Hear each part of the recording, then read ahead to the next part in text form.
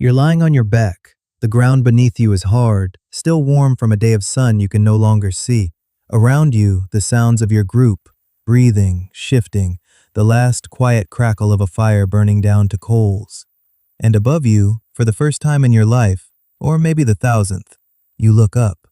Not because something moved, not because a sound alarmed you, not because you're scanning for predators or calculating tomorrow's hunt. You look up for no reason that survival requires. And you wonder, not about food, not about danger, about the lights, about why they're there, about what they are, about whether they wonder back. Nobody knows exactly when this happened. There is no fossil record for curiosity, no archaeological layer that marks the precise moment a human brain first generated a thought that had no immediate practical application. A thought that existed purely for its own sake, pointed at nothing useful, driven by nothing but the strange, restless hunger to understand something that didn't need to be understood to survive. But we know it happened. We know it because of everything that came after. Because a species that never looked at the stars for no reason would never have built the things we built, asked the things we asked, or become the thing we became. The moment a human first looked up and wondered is, in a very real sense, the moment humanity actually began. Scientists who study the evolution of human cognition call this capacity symbolic thinking, the ability to hold in your mind something that isn't physically present, to attach meaning to things that have no direct survival value, to ask questions whose answers don't feed you or protect you or make you stronger. It is, by most accounts, the cognitive capacity that separates humans most fundamentally from every other species on Earth. Chimpanzees are extraordinarily intelligent. They use tools, solve problems, recognize themselves in mirrors, and navigate complex social hierarchies. But there is no evidence that a chimpanzee has ever looked at the moon and wondered what it is. That gap between intelligence and wonder is the gap that produced every philosophy, every religion, every scientific theory, every piece of art, every story ever told. And it started, as far as we can tell, with someone lying on the ground looking at the sky. The earliest confirmed evidence of symbolic thinking in the archaeological record dates to roughly 100,000 years ago, though some researchers argue the capacity existed earlier, perhaps as far back as 300,000 years, and simply left fewer physical traces. What we find in these early sites is remarkable in its specificity. Ochre, a red pigment, deliberately ground and mixed, not for any functional purpose anyone has identified, but apparently for decoration, for marking, for making something look different from how it naturally appears. Shells with holes drilled through them, found hundreds of kilometers from the nearest coastline, jewelry, carried across landscapes, serving no survival function except to make someone look like someone in particular.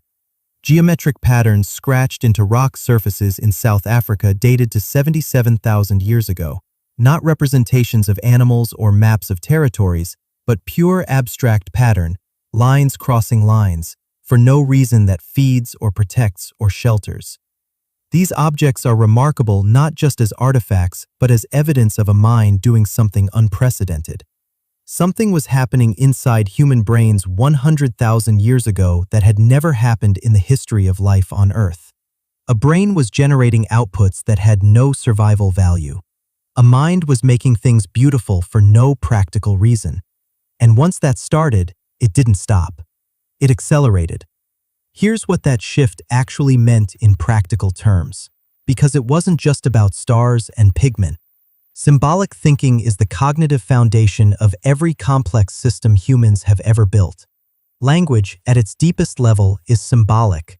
Words are symbols, arbitrary sounds attached to meanings by convention rather than nature. Religion is symbolic, invisible forces attached to visible rituals. Money is symbolic, pieces of metal or paper that mean something only because everyone agrees they do. Law is symbolic, shared agreements about behavior that exist nowhere in the physical world except in the minds of the people who believe in them. Every institution, every social contract, every shared narrative that allows large groups of humans to cooperate toward common goals. All of it runs on the same cognitive hardware that first activated when someone looked at the stars and asked why. We know this capacity didn't appear fully formed overnight. It emerged gradually, across tens of thousands of years, in fits and starts, in populations scattered across Africa and later the rest of the world. But the archaeological record shows a pattern that researchers call the behavioral modernity transition, a period roughly 100,000 to 50,000 years ago during which the evidence for symbolic behavior, long-distance trade, complex tool-making, and structured social organization suddenly becomes much richer, much more widespread, and much harder to dismiss. Something changed in the human mind during this period. What changed exactly is still debated. Some researchers argue it was a genetic mutation that rewired language capacity. Others argue it was a population threshold, that once human groups became large and connected enough, ideas could spread and compound in ways they couldn't in smaller, more isolated populations. Others argue it was ecological pressure, that the same catastrophic events that nearly wiped out the species, like the Toba eruption, created exactly the kind of desperate, innovative conditions in which new cognitive strategies were selected for. What almost everyone agrees on is that it happened in the dark, around fires, in the hours after the practical work of survival was done for the day, when the group was together and the threats were quiet and the sky was full of things nobody could explain. Those hours, repeated across generations, across thousands of years, are where human culture was invented. The stories told around those fires, the patterns noticed in the stars, the questions asked about what lay beyond the next mountain range, this is the environment in which the human mind as we know it was forged. Not in the heat of the hunt, not in the crisis of survival, in the quiet, in the wondering. There is something almost unbearably poignant about the ochre found in those early sites. Someone, 100,000 years ago, ground red pigment and used it to mark something, their body, an object, a surface, not because it helped them survive, but because it meant something to them.